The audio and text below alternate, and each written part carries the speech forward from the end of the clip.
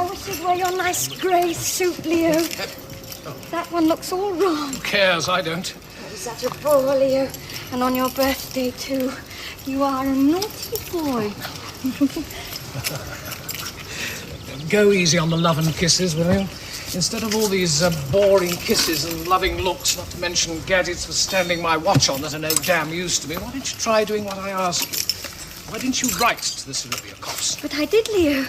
Which of them did you write to? Sonya. I told her to be sure to be here by 1 o'clock today. Here it is past 2 and still no sign of them. Anyway, let them please themselves. I don't care. I must drop all that business. There's no future in it. It only means being humiliated and feeling one's behaved badly. That's all there is to it. Sonya doesn't even notice me. I'm ugly, unattractive, not a bit romantic, and if she does marry me, it can only be because she has an eye on the main chance and is after my money. Unattractive. How can you tell what you're really like? Oh, come, I do have eyes in my head. Look how my beard grows out of my neck here, unlike any self-respecting beard. What's the matter? My eyes got pain. When are we going to get lunch, my dear? It's after 2 o'clock. Yes, I know, but the Serebryakov haven't arrived Yes, but yet. how much longer do we have to wait, my dear? I'm hungry, and so is George here. And is your family really coming? Well, Helen is dressing as they left the house. Does that mean we can count on her? Oh, I wouldn't say we could count on anything. The great man might have gout or one of his moves, in which case they'll stay put. Let's eat then. Why wait? Come on, Dyadin, come and start then. Please help yourselves. The Serebryakov haven't turned up, Theodore Orlovsky isn't here, and the wood demon hasn't come either. They've forgotten us. Some vodka for you, Godfather. Just a drop, my dear. Thank you, that's right. You do have everything running splendidly here, Julia, when I go for a ride in your fields, walk in the shade of your garden, or just gaze at this table here. Everywhere I see the mighty power of your enchanting little hand. Your very good health.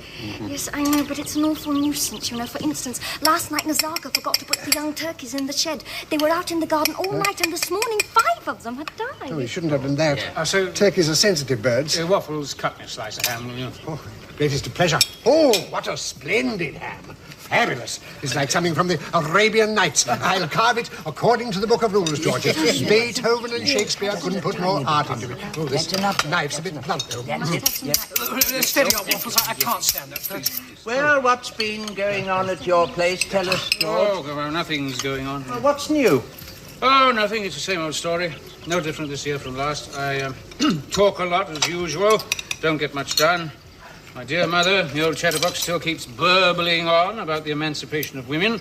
She's 1 foot in the grave, but she still reads all those solemn pamphlets and thinks they'll lead her to a new life. What about Alexander? The professor? Yeah. Well, the moths haven't got him yet, I'm sorry to say. He still sits in his study, writing from morning until last thing at night. I pity the paper he writes on. And Sonya is just the same, too. She still reads serious books, keeps the most formidable diary. Ah, my darling Sonya. You know, with my powers of observation, I ought to write a novel. What a subject is just asking to be written up. A retired professor. An old fossil, a sort of academic stuffed trout. He suffers from gout, rheumatism, migraine, liver trouble and all the rest of it. Yeah. He's as jealous as Othello, who lives on his first wife's estate. Not that he wants to live there, but he can't afford to live in town. And he's forever moaning about his misfortunes, though actually he's been pretty lucky. Oh, gab. And of course he has. Just think what luck he's had. We won't say anything about him being the son of an ordinary parish clerk who became a person of consequence, married a senator's daughter and so forth. No, none of that matters. But mark my next point. For precisely 25 years, the man has been lecturing and writing about art. And what does he understand about art? Nothing. For 25 years he's been writing and lecturing about things which intelligent people have known all along, which don't interest fools anyway. So that, for 25 years, he's been chasing his own shadow. And all that time, what fantastic success, what colossal fame. Why, whatever for, what right is he to? You're jealous. You're jealous. Well, all right, then I'm jealous. Okay. And what a success with the women. Casanova himself couldn't have done better. Georgie? His first wife, my own sister, a beautiful, gentle creature, as pure as the blue sky above us. She loved him, as only angels in heaven can love beings as pure and lovely as themselves. And my own mother, his mother-in-law, still idolizes him, still goes in awe of him. His second wife, well, you've seen her. A beautiful, intelligent woman. She married him when he was already an old man and gave him her youth, a beauty, a freedom, a radiance. Why, whatever for? She's so gifted, you know. A real artist. She plays the piano superbly. Oh, it's a very gifted family. There are few like them, you know. I agree. Sonya, for instance, has quite a voice. Magnificent soprano. I've never heard anything to match it, even in St. Petersburg.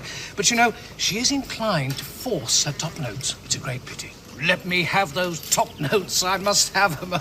Oh, if she only had the top notes, I bet you anything you like, she'd really hit the heights. You see what I mean? Sorry, all of you, I must have a word with Julia. And send someone over there with a message. Tell them if they can't come now, they must come to dinner. And don't do anything silly or let me go by making spelling mistakes. Dinner is spelt with 2 N's, please. I hear that Madame Helen Serebryakov, the professor's good lady, whom I have not had the pleasure of meeting, is distinguished not only for her spiritual beauty, but the beauty of her physical attributes as well. Oh, yes.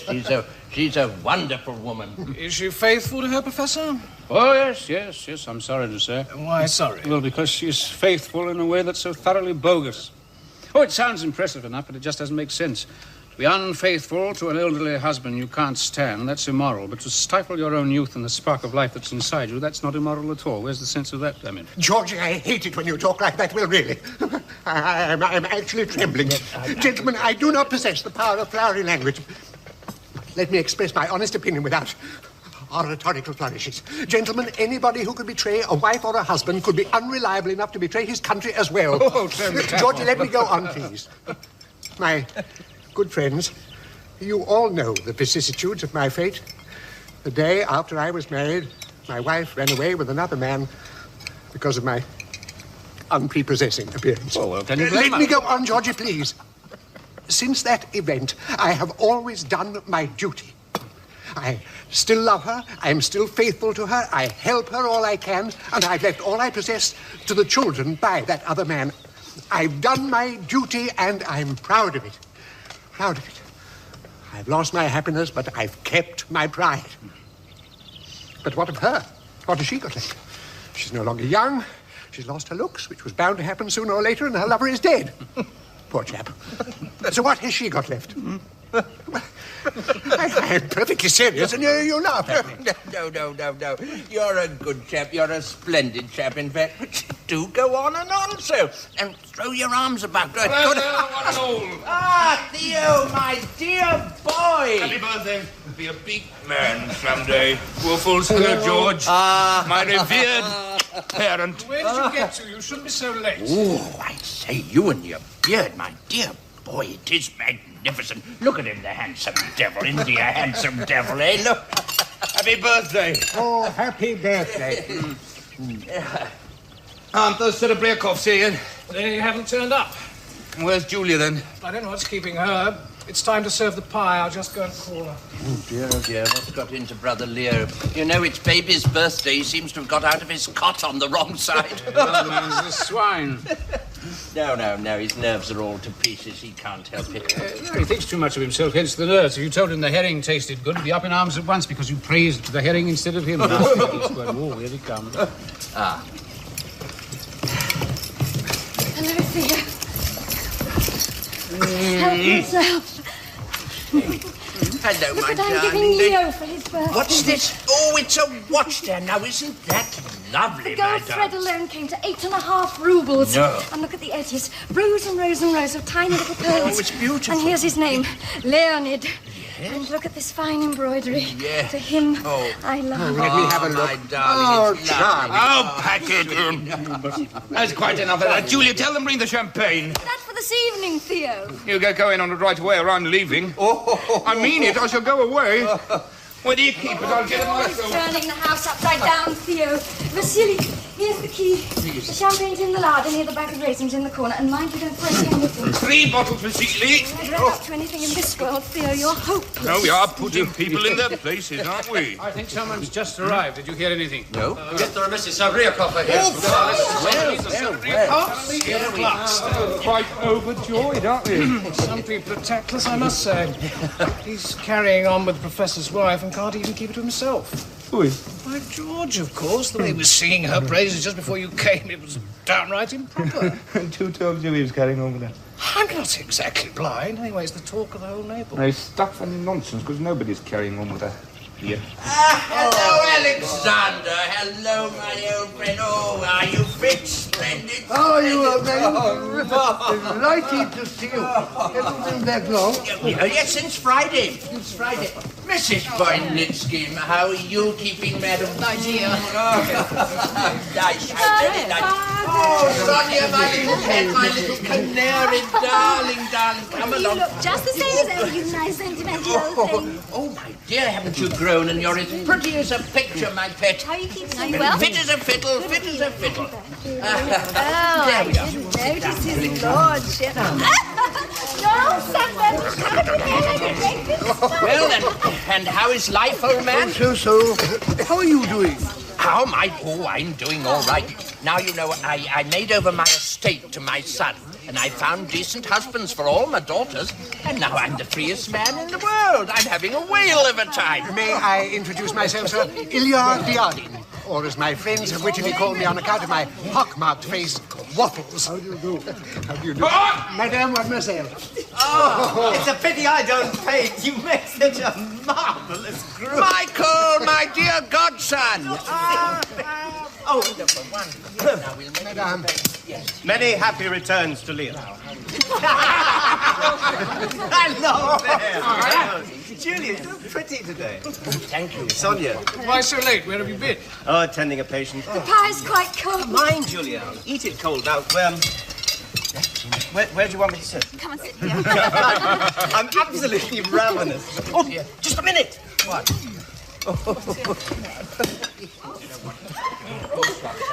Thank you very much.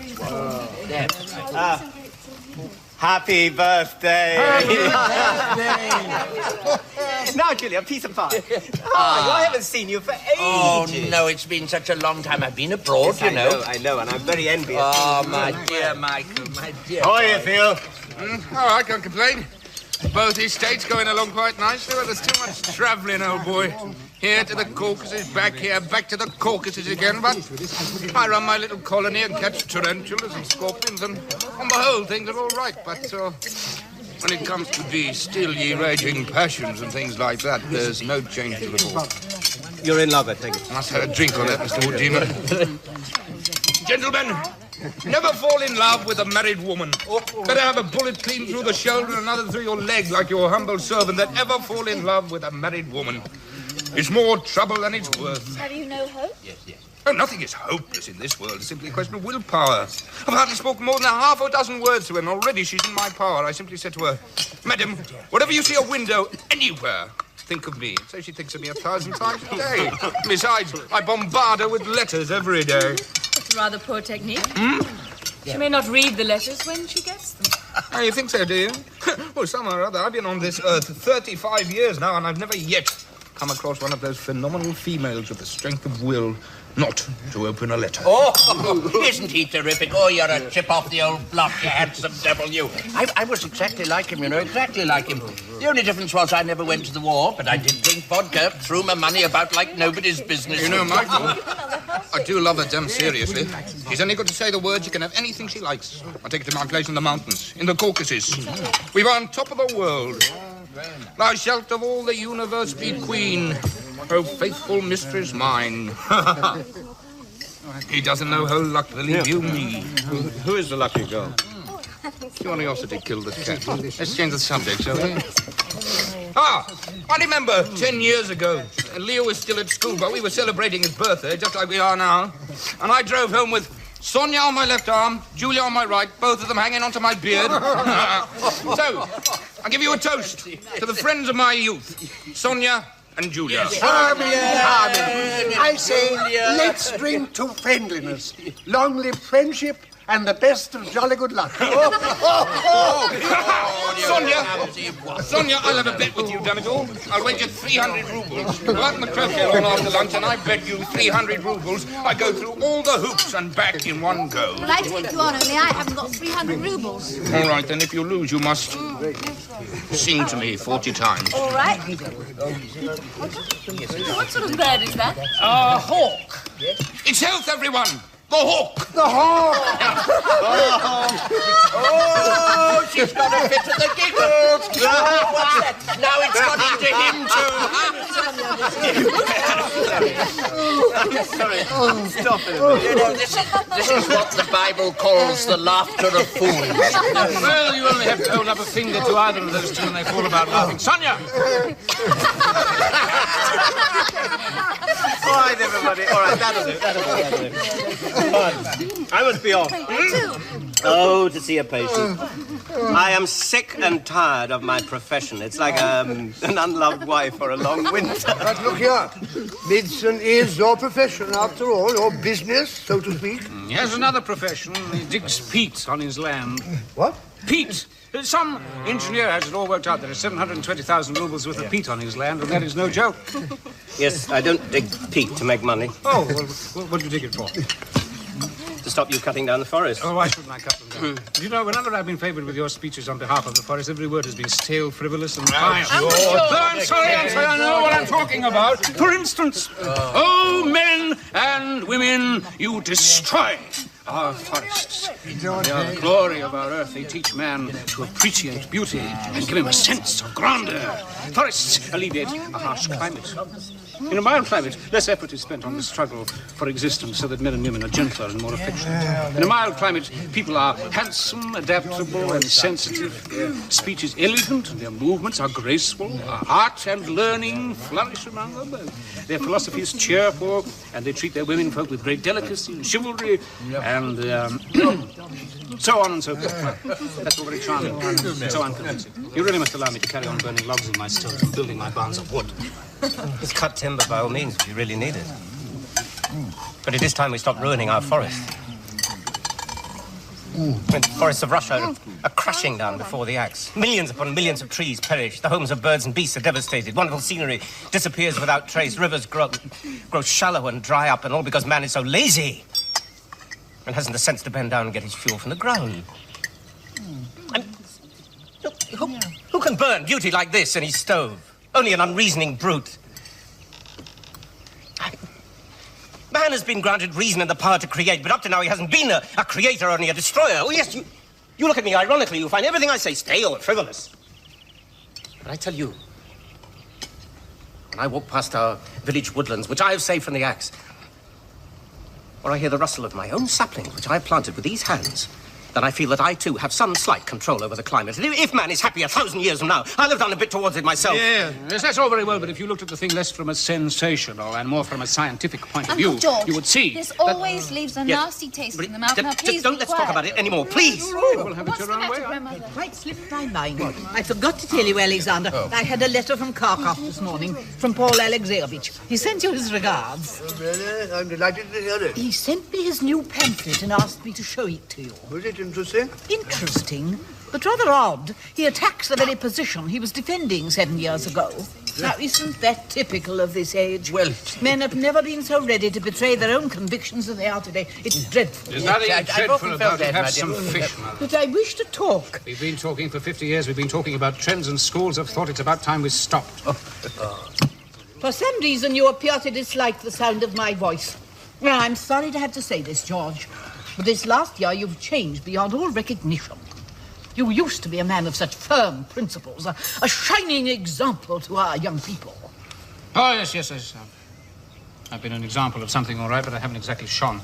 Do you mind if I could... Shining example, huh? Well, that's a pretty poisonous joke, Mother. Georgie. I'm 47. Until last year, I was like you. I deliberately tried to befuddle myself with all sorts of abstract, pedantic humbug so as not to see life as it really is. And I thought I was doing the right thing. But now, if you only knew what an ass I feel at the stupid way I've wasted time, when I might have had everything that I can't have now because I'm too old. But look here, George. You seem to be blaming your former principals for something. That's quite enough of that, Father. Don't be a bore. Just one moment, please. You seem to be blaming your former principals for something when they're not to blame, you are. You're forgetting that principles are no good without deeds. You should have done something. Done something? Well, we can't all be non-stop writing machines. What exactly do you mean by that? Oh, nothing. Let's not talk about it. We're not at home now. It entirely slipped my memory. Alexander, I forgot to remind you to take your medicine before lunch. I brought it with me, but I forgot to remind you. I don't want it. But you're not well, you know. In fact, you're very ill. There's no need to shout it from the rooftops. I'm old and ill, I'm old and ill. That's all I hear. They'll talk in. Do you mind if I get up and go indoors? It's getting a bit hot out here, and I'm being bitten by mosquitoes. Please do. Oh, Leo, you must go with the professor. This is most awkward. Oh, blast them. Let me thank you from the bottom of my heart. Don't mention it. You've all eaten so little. Well, everyone, what shall we do now? First, we go out on the croquet lawn, settle that bet. Then what? Then we better have dinner. Now, after that? Well, we could all go up to my house and go fishing on the lake this evening. Splendid. Charming. Well, all right. Well, come on, everybody. Let's go and settle our bet on the croquet lawn. Then we'll have an early dinner here at Julia's, and then about 7ish we'll drive over to the Mr. Khrushchev's house. Come on, Julia. Let's go and get the croquet balls. Vasily, bring some wine out on the croquet lawn. We'll drink the winner's health. Well, revered parent, are you going to take part in this noble sport? Well, not just yet, my boy. No, I better spend 5 or 10 minutes with Alexander, otherwise it'll look bad. One must keep up appearances, my boy. Now, carry on without me. I'll be back soon. I shall of all the universe be queen. Oh, faithful mistress mine. I must go and kneel at the feet of the learned professor, anticipating the exalted professor. Waffles, you are a bore. Go. I am going.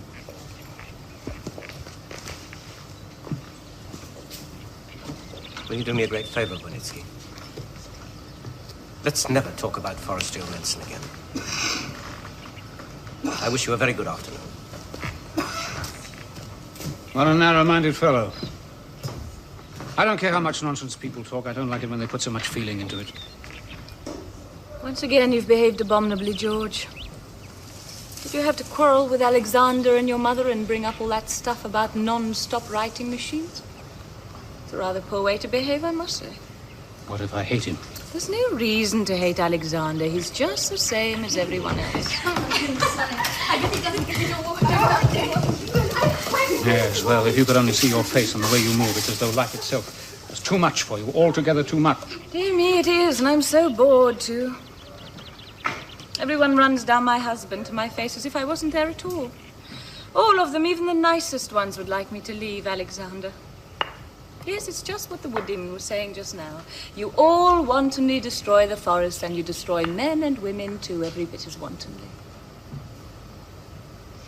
Why does it upset you so much to see a faithful wife that doesn't belong to you? Because, and the wood demon's right, there's a demon of destruction in every one of you. Look, I can't bear this sort of pretentious talk. And you can tell your friend Theodore I'm sick and tired of his impertinence.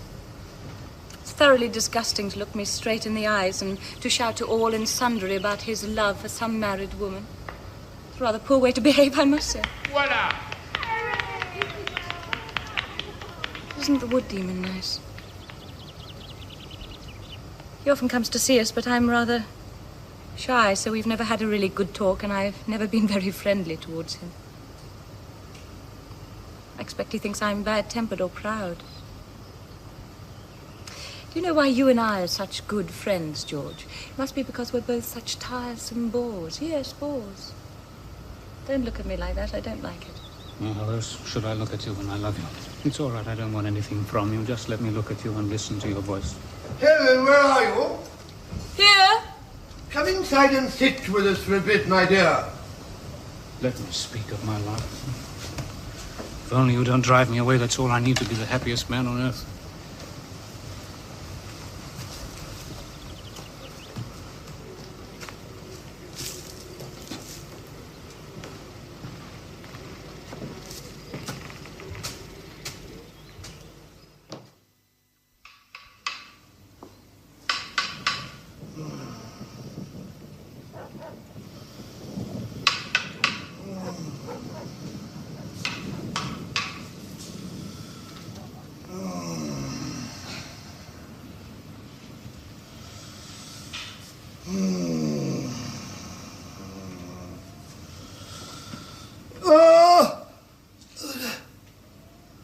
Who's there? Is that you, Sonya? No, it's me. Oh, it's you, Helen. Oh, I'm in agony.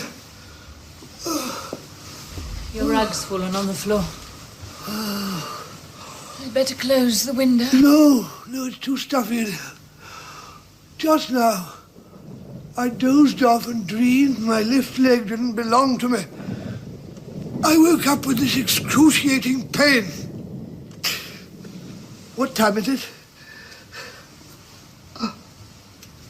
1:20. You might look out Bet Yuskov's poems for me in the library tomorrow. I think we have some. What's that? Find me a Bet Yuskov in the morning. I seem to remember we have one. But why do I find it so hard to breathe? You're tired. Oh. It's the second night you've had no sleep. They say that's how Turgenev got angina, you know, from having gout. I'm afraid it might happen to me. Old age, what a damnable, disgusting thing it is, confounded. Since I've grown so old, I've even begun to disgust myself. And obviously none of you can stand the sight of me. Why you go on about your age? Anybody'd think it was all our fault. Because you're the one who really can't stand me. Oh, don't be such a bore. Of course you're right. I'm not so foolish I don't understand. You're a good-looking, healthy young woman who wants a bit of life, and I'm an old man, more dead than alive. Do you really think I can't understand? Stupid of me, of course, to go on living at all. But wait a bit. I'll soon set you all free. I shan't last much longer. Oh, I feel quite faint. If these sleepless nights have earned me any reward, all I ask is that you stop talking. For God's sake, stop it. That's what it comes to is that you're all faint and weary and wasting the best years of your lives on my account, and I'm the only one who's happy and enjoys life. It's obvious, isn't it? Oh, do stop it. You've completely worn me out. I've worn everybody out, haven't I, obviously? But what do you want from me? Oh, nothing. Well, in that case, stop talking, please. It's a curious thing. But if George or that imbecile old mother of his ever say anything, it's perfectly all right and everybody listen. But I've only got to open my mouth and everyone starts feeling miserable. Even my voice disgusts you. All right, so I'm disgusting, I'm selfish, I'm a tyrant. But haven't I earned the right to a bit of selfishness? My life hasn't been all that easy, you know. Orlovsky was a student with me at one time. Ask him. He led a gay life, went out with gypsy girls, and was a kind benefactor to me. While I lived in cheap, dirty lodgings, slaving away night and day, doing short of food and worrying because I was living at someone else's expense. I went to Heidelberg, but I saw nothing of Heidelberg while I was there. I went to Paris and saw nothing of Paris either. I was cooped up indoors day and night working. And since I got my university chair, I've spent my whole life, so to speak, serving faithfully in the ranks of scholarship, and I'm still soldiering on. Hasn't that earned me the right to a peaceful old age and a little consideration from others? No one's disputing your rights. The wind's getting up. I had better close the window. It's going to rain. No one's disputing your rights. You give your whole life to scholarship. You get used to your lecture room, your books, and your distinguished colleagues. And then God knows why. You end up in this dead and alive hole where you can't get away from second-rate people and their inane chatter. I want some life. I like to be well known and cause a bit of a stir. But here I might as well be exiled to the depths of Siberia. To spend one's whole life regretting one's past, watching others succeed and living in fear of death. It's too much. I can't stand it. And now you won't even forgive me for growing old. Just be patient. In 5 or 6 years, I'll be old, too. I can't think why there's no doctor here yet. I told Stephen to go and fetch the wood demon if the local man's out. What do I want with this wood demon of yours? He knows as much about medicine as I know about astronomy. Well, we can hardly bring an entire medical faculty here to attend to your... Well, I won't talk with him. The fellow's a complete crackpot. Have it your own way. I don't care. What time is it? Past 1 o'clock. Oh, it's so stuffy in here. Sonya, will you get me my medicine from the desert.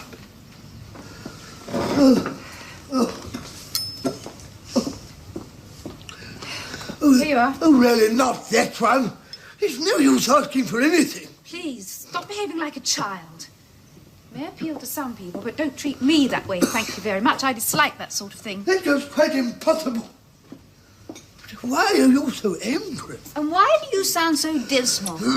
Anyone might think you're really unhappy when actually you're one of the happiest people on earth. Oh, yes, I've never felt better in my life. Of course you're happy.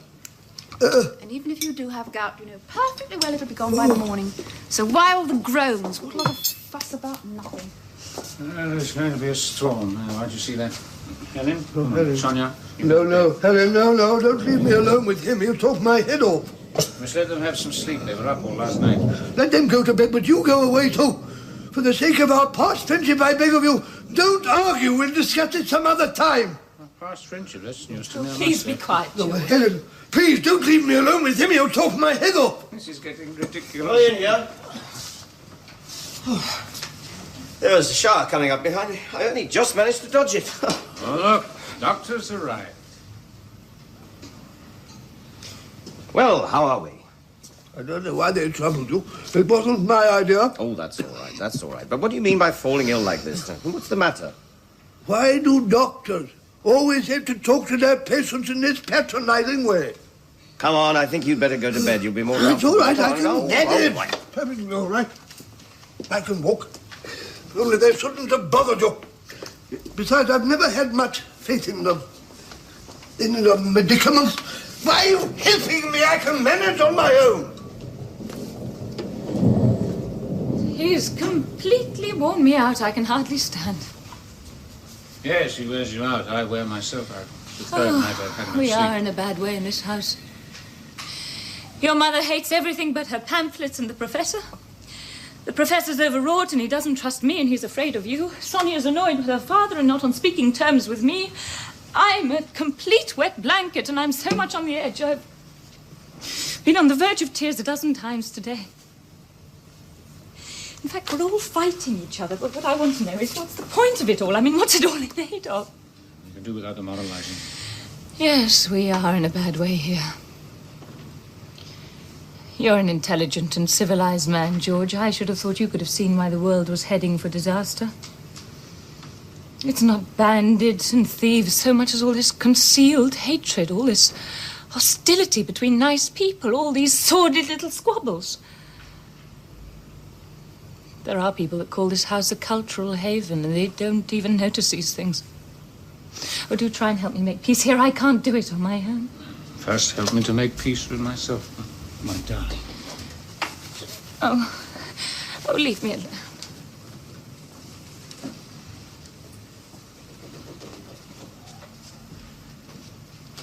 Well, soon the storm will be over.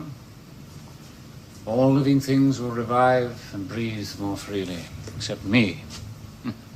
Yes, the storm won't revive me. I've never lived. My past life has been wasted on stupid trivialities, and the present is so futile. It appalls me. My life. And my love. What can I do with them? What can I make of them? My feelings are wasted, like a ray of sunlight falling in a well. When you talk about love, I somehow can't think of you. I have nothing more to say to you. Good night. If you only knew how it hurts me to think that in this very house another life is wasting away. And I mean yours. I mean, what are you waiting for? What's stopping you? Some stupid theory or other? Well, very well, you may suppress your youthful high spirits or even try to bury them alive, but that is not what being moral means in the best sense of the word. You get that into your head. George, you've been drinking. Oh, yes, possibly, very possibly. Is Theodore with you? He's sleeping in my room tonight, possibly, very possibly. Anything is I possible. see. So you've been celebrating again today, have you? What do you do it for? Well, it at least gives one the illusion of being alive. Don't try and stop me, Helen. You never used to drink and you never used to talk as much as you do now. Go to bed, you bore me. And you can tell your friend Theodore that if he doesn't stop annoying me, I intend to do something about it. Oh, my darling, my wonderful woman.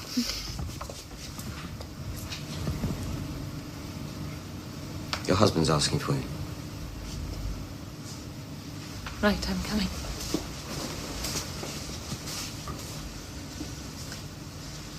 You might remember that her husband was married to your sister. That you have a young girl living under the same roof. You should be thoroughly ashamed of yourself.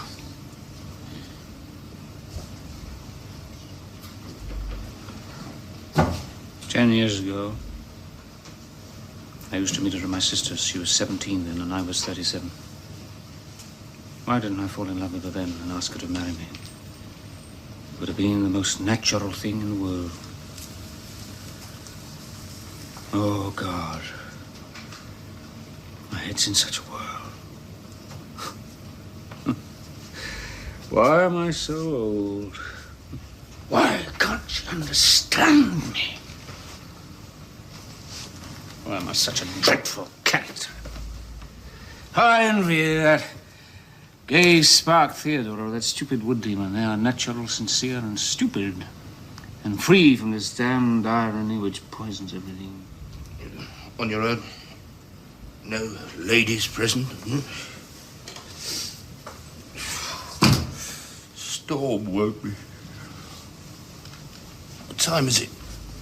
How the hell should I know? I thought I heard Helen speaking. Yes, well, she was in here a moment ago. Gorgeous creature. What's this? Peppermint. Is indeed a gorgeous creature. What's the matter? Is the professor ill or something? Oh, yes, he is. That kind of existence makes no sense to me at all. They tell me the ancient Greeks used to toss weak or sickly infants off a precipice of Mont Blanc. It's the way I'd treat his kind as well. Yes, it wasn't Mont Blanc. It was the Tarpeian Rock. All right, make it a rock. What the hell difference does it make? What are you so gloomy about this morning, Feeling sorry for the professor or something? Leave me alone, will you? Or could it be that you're in love with Mrs. Professor? There's no harm in that. You just languish away. But let me tell you something. If I find there's so much as a grain of truth in the rumors that are going around the place, you can expect no mercy. I'll toss you off the Tarpeian Rock. She's a friend of mine. Already? What do you mean, already? A woman can become a man's friend only by the following progression. First, as an acquaintance. Next, as a mistress. And then, and only then, as a friend. That's a pretty cheap line of talk. Let's go and have a drink on it. Come on, I think I still got some chartreuse left. We'll have a drink, and then when it gets light, we'll go over to my place, What'd you say? Pardon me, I haven't got a tie on.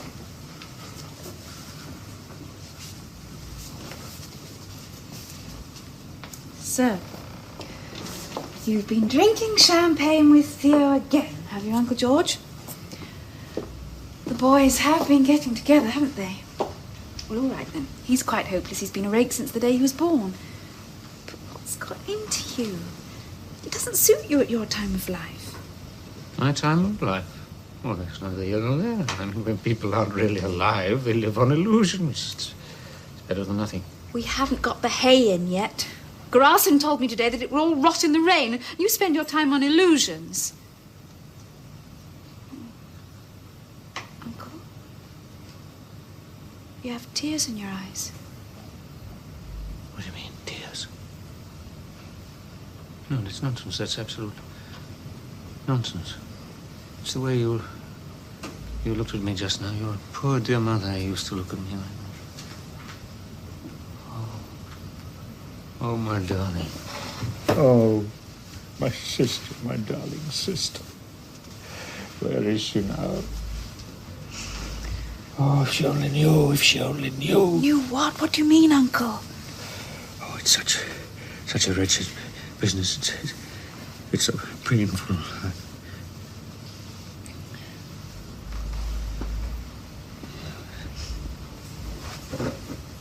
Never mind.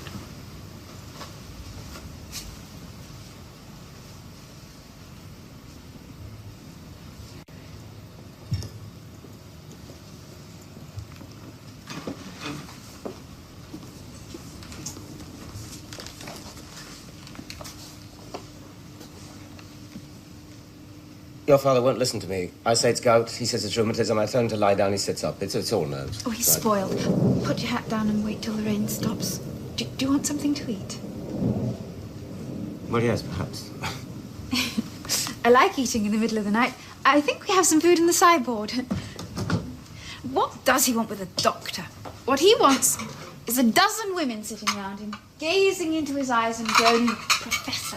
Here, have some cheese. That's no way to talk about your father. He's difficult, I agree. But compared to other people, why, all these Uncle Georges and Ivan Orlovskys on with his little finger. Oh, look, here's a bottle of something. I wasn't speaking of him as a father, but as a great man. Now, I love my father, but I'm bored stiff with great men and all the Oriental ceremonial that goes with them.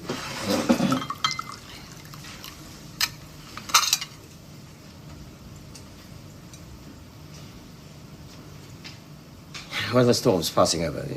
You're very good health.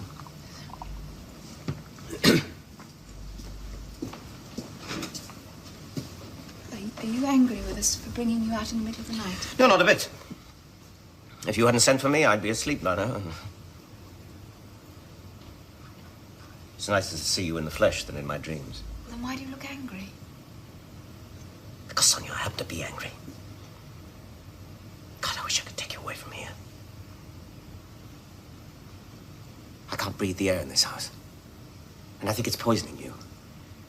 Your father obsessed with his books and his gout, and your Uncle George, and then your stepmother. Well, what about my stepmother? Well, there are some things one can't talk about. One doesn't. So many things I don't understand about people.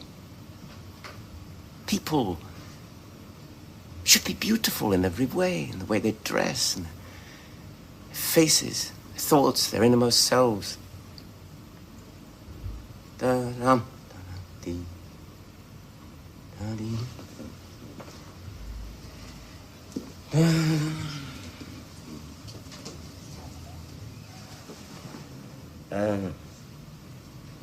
You're very precious to me, you know. Dear, I dropped it. Never mind. You know when you walk in the wood on a dark night, there's sometimes a glimmer of light shining in the distance, isn't there?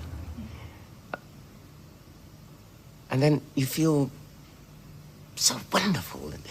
You don't notice how tired you are, how dark it is. I work from morning till night without a moment's peace, winter and summer, battling against people who don't understand me, and sometimes it gets too much for me. Now at last, I found my glimmer of light shining in the distance. Oh, I'm not going to say I love you more than anything in the world. I mean, love is not my whole life. It's my reward. And there is no higher reward for a man who works, struggles, and suffers. I'm sorry. Can I ask you something, Michael? Yes. What is it? Tell me quickly. Well, look, you come over here pretty often, and I go over to your place with my family, and you feel terribly guilty about it all, don't you? What do you mean? I mean this. Your democratic feelings are offended by your friendship to us. I went to an exclusive school, and Helen comes from a titled family, and we dress fashionably, while you hold these democratic views. Well, the point is, you go around digging up peat and planting trees. Well, I mean, it is a bit odd. In fact, you're a kind of socialist. Sonya, you're not using these words seriously. You sound quite worked up about it. Well, I am serious, very much so. Oh, really? And I'll tell you another thing, and I'll bet you anything you like it's true. Suppose I had a sister, and suppose you fell in love with her and asked her to marry you. Well, you'd never forgive yourself.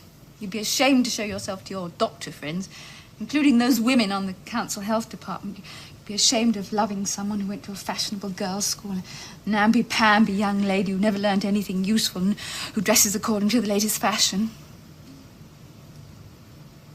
Oh, I know you would. I can see it in your eyes. In fact, to put it in a nutshell, those woods of yours, your peat and your embroidered shirts, Well, they're all an affectation. A pretentious piece of play acting and nothing else. What have I done to deserve this? Why do you insult me, child? Well, I'm a fool. It's my own fault for not knowing my place. I was rude. Please forgive me. Oh, Sonya, if you only knew what a stuffy, oppressive atmosphere you have here. You're surrounded by people who come crawling up to a man and look at him sideways on and try to discover in him a socialist or a psychopath, anything you like except a human being. Oh, yes, he's a psychopath, they say. They're delighted, they're as pleased as if they discovered America, and when they don't understand me, don't know what label to stick on me, they don't blame themselves, they blame me. They say, oh, he's an odd fellow, odd. You're only 20. But you're already as old and canny as your father and your Uncle George. It wouldn't surprise me in the least if you didn't ask me to cure your gout. Look, never mind who I am. You should look me straight in the eyes. Openly, without reservations or preconceived ideas. And above all else, try to see in me a human being. Otherwise, you'll never get on with people. Oh, yes, and just remember this. With calculating, suspicious eyes like yours, you'll never fall in love. That's not true. Oh, yes, it is. That's not true. Well, just to show you, I am in love, so there. I'm in love and I'm terribly, terribly unhappy. Now go away. Leave me alone, for heaven's sake, and stop coming here. Don't you come here anymore.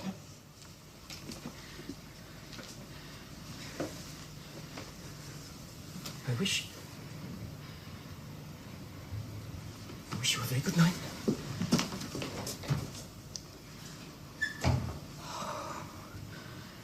I have made him angry. Oh, I hope to God I never have a temper like that. Well, he speaks very well, but who can be sure it's not a lot of hot air? And then he has those woods on the brain. He can talk of nothing else, and he plants trees.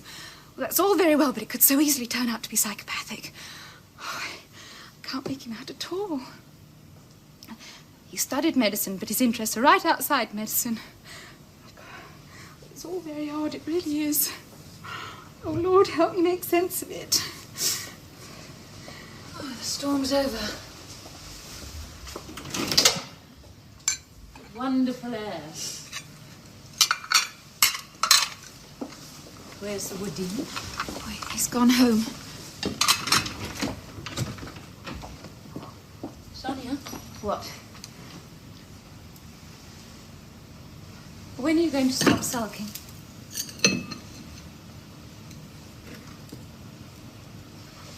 We've done each other no harm, so why should we be enemies?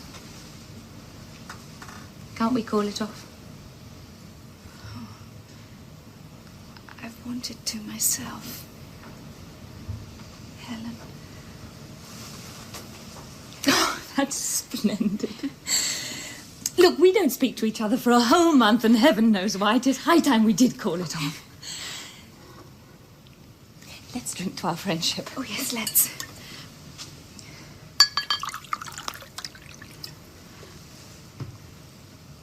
From the same glass?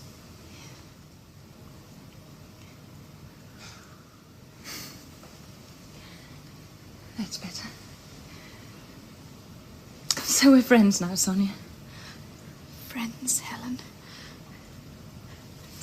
Oh, I've wanted to make it up for ages, but I felt too embarrassed somehow.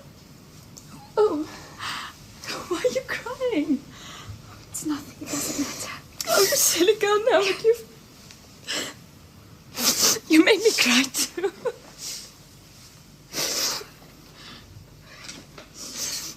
I know you're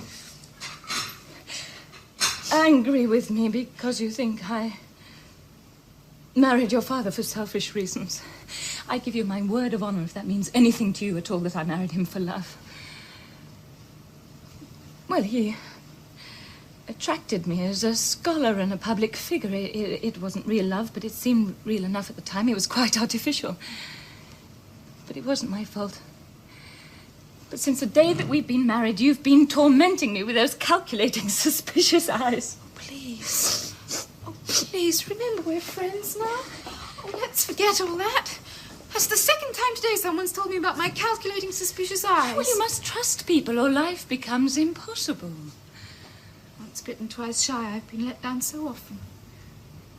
Well, who by? Your father's a good, honest man, and he works hard. You were only on at him today about how happy he's been. Well, if he has been, then he's never noticed it because he's been working so hard.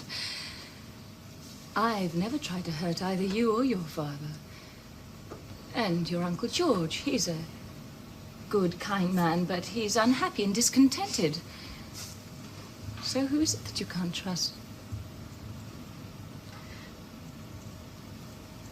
Tell me honestly, as a friend, are you happy? No. I knew it. Another question. Tell me frankly, do you wish you were married to somebody younger? What a child you are, of course I do. Go on, ask me something else. Do you like the wood demon? Yes, I do, very much. I have a foolish expression on my face, haven't I? He's just left, but I can still hear his voice and his footsteps, and if I look into a dark window, I seem to see his face in it.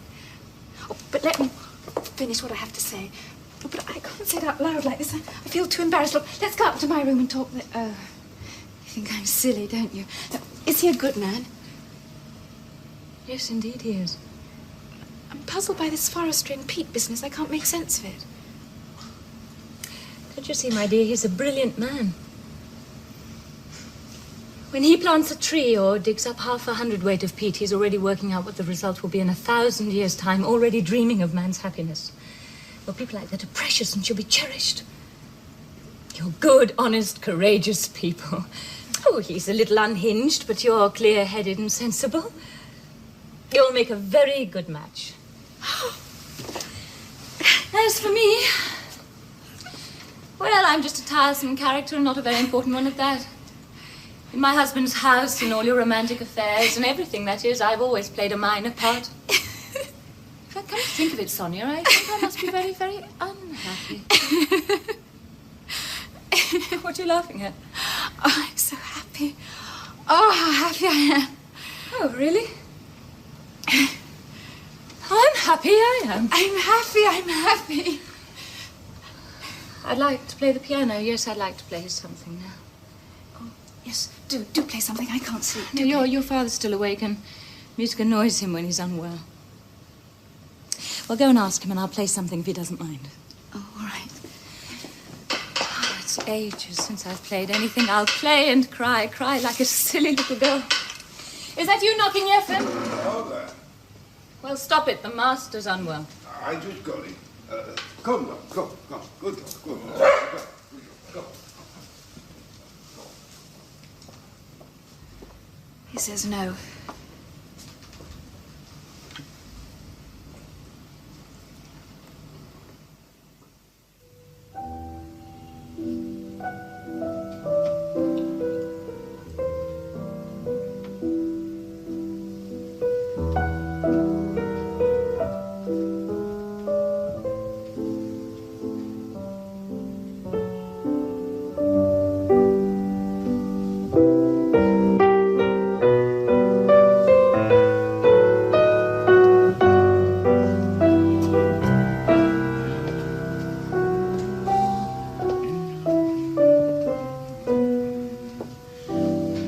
Helen is playing my favorite aria.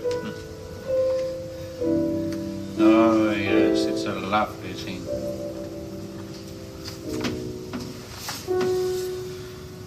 Do you know, I don't think it's ever been quite so boring here before. You don't know the meaning of the word boredom, old boy. Oh, when I was at the volunteers in Serbia, we had the genuine articles there, all right. The heat, the filth, your head practically splitting in two because you had a hangover. I remember once sitting in some filthy little shed with a certain Captain Kashkinatsi. We long ago said all we had to say was nothing to do, nowhere to go. We didn't want to drink. So he just sat there, staring at each other like a pair of snakes trying to hypnotize each other. He stares at me. I stare at him. I stare at him. He stares at me. We just go on like that, staring at each other for God knows how long. An hour passes, then another.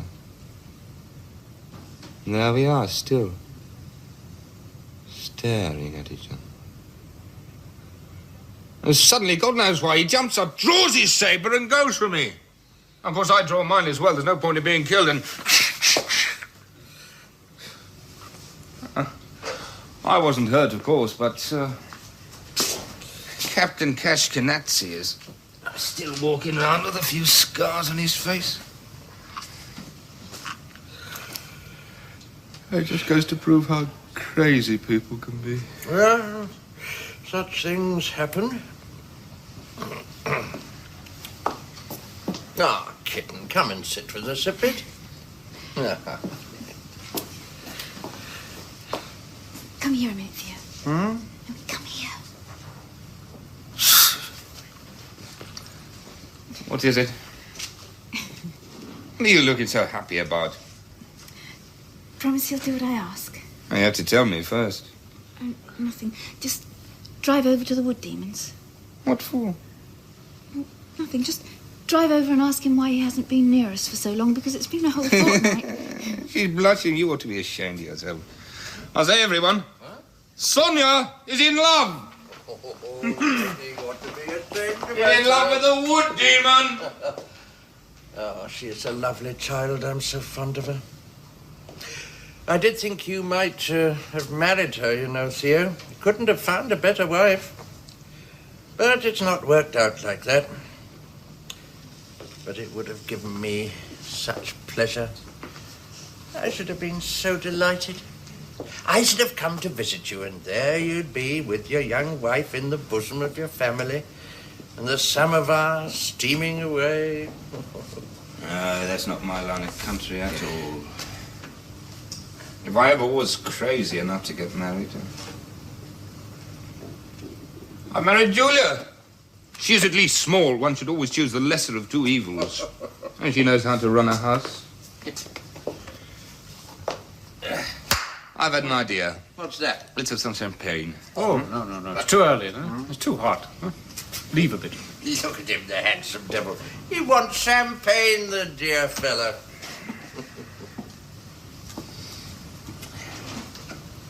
Oh, wow. Look at that. Huh? There she goes, nearly falling over from sheer laziness.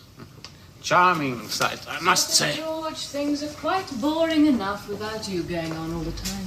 Our brilliant pianist. Huh? Well, you don't look much like one. Lazy, indolent, sluggish, and so virtuous, I can't bear to look at you. Then don't look at me. Let me go. Oh, why so downhearted? No, really, my dear splendid creature, do be sensible. There's mermaid's blood flowing in your veins. Go on, be a mermaid. Leave me alone. Let yourself go for once in your life and fall madly in love with the river god. And dive headlong into deep water with them and leave the learned professor and the rest of them gasping on the shore. A mermaid, huh? How about a little love affair before it's too late? Why are you telling me what to do? If I had my way, I wouldn't need you to show me how to live. I'd fly away, free as a bird, away from your sleepy faces and your dull, boring talk. I'd forget that you so much as even exist. Then no one would dare tell me what to do. But I've no will of my own. I'm such a coward. I keep thinking that if I was unfaithful, all other wives would do the same and leave their husbands. God would punish me and my conscience would torment me. Otherwise, I'd show you a thing or two about leading a free life. Glorious, beautiful creature. I think I shall soon begin to despise that woman. She's as bashful as a young girl, but she lays down the law like some stuffy old parish clerk who'd never done anything wrong in his life. What sickly, wishy-washy stuff. Oh, now, come. That'll do. Where's the professor now? It's in his study, writing. Well, he asked me to come and see him on some business matter. You don't know what it's all about, I suppose? Oh, he has no business affairs. All he ever does is write nonsense, grumble and feel jealous. Yeah. Hello, everybody. Bless you. Mr. Voynitsky. Is Professor Serebryakov in? Yes, he's in his study. I must go and see him. He wrote and told me he wanted to talk business. Oh? Mr. Voynitsky, that barley you ordered, did you get it yesterday? Yes, thank you very much. What do I owe you? We had something from you in the spring as well, didn't we? I can't remember what. We must settle up. I can't bear having my accounts in a mess or neglecting them. Well, in the spring you had 64 bushels of rye, 2 heifers and 1 calf, and the people from the farm sent down for some butter. Well, what do I owe you? Well, I can't tell you that. Not without my counting frame. Oh, very well. I'll get you one if you need one. Well, my little love, and how is Brother Leo today? Oh, he's fine, thank you. What a lovely tie. Where did you get it? In town, at Kirpitov's. I must get one like that for Leo. Oh, there we are. Yes. Counting frame. Thank you. I must say, Leo can thank his lucky stars he has Julia to run his place for him. I mean, she's so small. She's so tiny you can scarcely see her. But look at the way she works. It's not bad, eh? While all he does is walk around clutching his cheek, the lazy so-and-so. Ah, my darling little beggar maid. Do you know, she goes about wearing an old-fashioned cloak. When I go into the markets on Fridays, there she is, walking all about among the carts wearing this old-fashioned cloak. Stop putting me off. Well, look, let's go somewhere else, everybody. What about the ballroom? And I'm fed up being in here. Ah, I don't mind. It's all the same to me.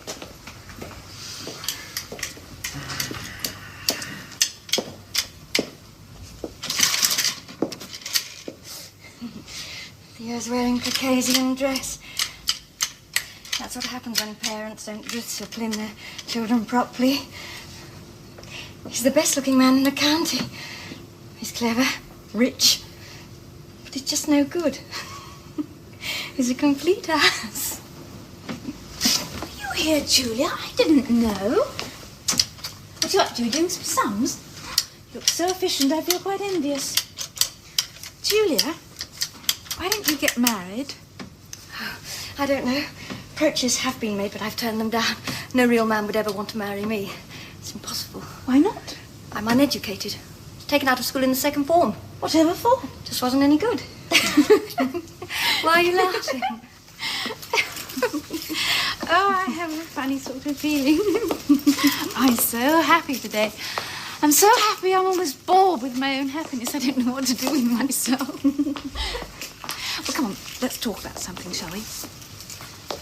Have you ever been in love? Really? With someone attractive? Who? Theodore?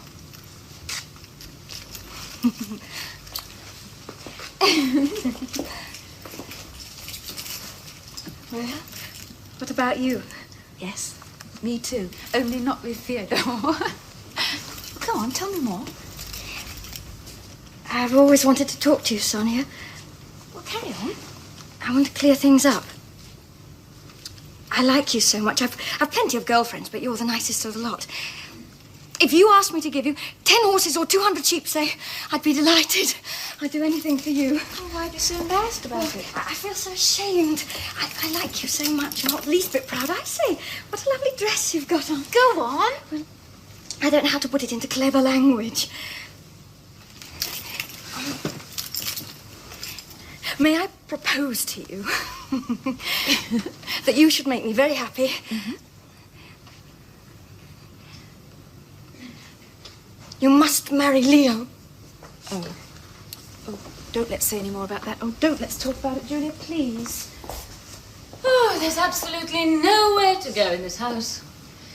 George and the two Orlovskys are wandering around, and wherever I go, I bump into them. It really is depressing. I mean, what do they want here? Why don't they go off somewhere?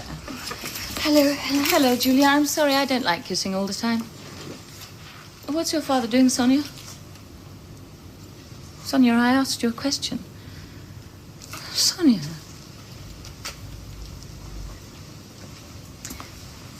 I feel so honest today that I just can't keep up the usual pretense talking to you.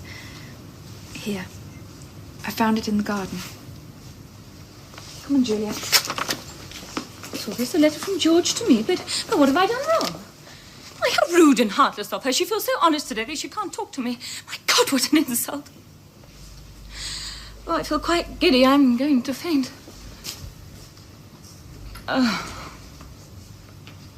Why do you shudder every time you see me? Hmm?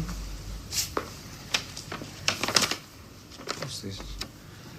Oh, you must stop all this. You must think only of me. What do you mean? I mean that once I put my eye on a girl, she doesn't get out of my clutches in a hurry. No, what you really mean is that you're stupid and insolent. You'll wait for me at 7:30 by the bridge at the far side of the garden. That's all I've got to say.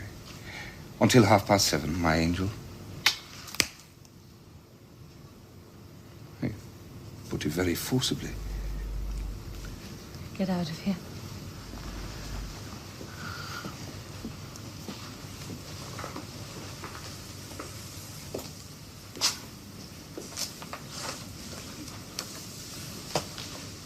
I've been very deeply moved.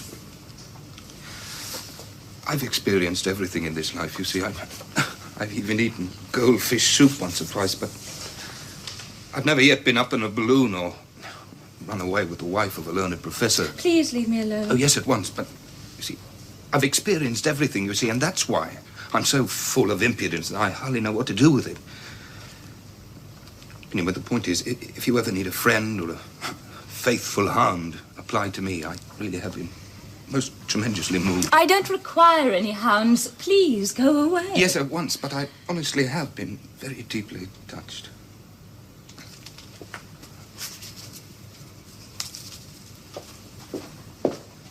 Oh, what a loathsome business. These people were brought up here and, I don't know, grew up here and they should be on the best of terms, but they all seem to look at each other as if they want to eat each other alive. There were demons saving our forests, but what about the people? How unlucky we are, Leah. Dear me, how unlucky we are. But who asked you to speak to Sonya? Who do you think you are, the village matchmaker? Now she'll think I can't speak up for myself. How vulgar and provincial. I've told you 1,000 times you ought to drop the whole thing. It brings nothing but humiliation and it's a dirty, rotten business. The old man must have guessed I'm in love with her and he's already taking advantage of my feelings. He'd like me to buy this estate from him. How much does he want for it? Well, I don't give 2 grand myself, old fellow. I've had this headache 2 days, you know, and I ache all over. Where are all the others? I hate this house. It's such a labyrinth. 26 enormous rooms with people wandering about in every direction so you will never find anyone. Ask George and my wife to come here. Julia, you're not doing anything. Go and find George and Helen. One can put up with ill health. What does it matter anyway? What I can't stand is my present state of mind. I feel as if I've left this earth entirely and got stuck on some strange planet. Well, it all depends on your point of view. Give me a pencil, somebody. Here's another contradiction. I must mark it. Here you are, dear madam. Thank you. You want me? Yes, I do, George. What exactly do you require of me? Require of you? But why are you so annoyed? If I've done something wrong, please forgive me. Don't be so pompous. Let's get down to business. What is it? Ah, here's Helen. Do sit down, ladies and gentlemen.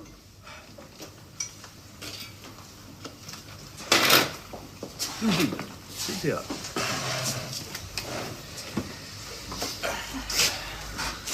Ladies and gentlemen, I have invited you here to announce that a government inspector is on his way. No. Joking apart. I have something serious to say. I have invited you here to ask for your help and advice. And aware as I am of your unfailing kindness, I trust I shall receive the same. I am an academic person, a man of books, and I've always been out of my depth in practical matters. I need the guidance of competent persons. So I appeal to you, Orlovsky, to you, Zoltukin, and to you, George. The thing is, manet omnes una nox. That is to say, none of us is going to live forever. I'm old and ill, and I think it's high time to put my property and affairs in order insofar as they affect my family. I'm an old man, and I'm not thinking of myself. But I do have a young wife and an unmarried daughter.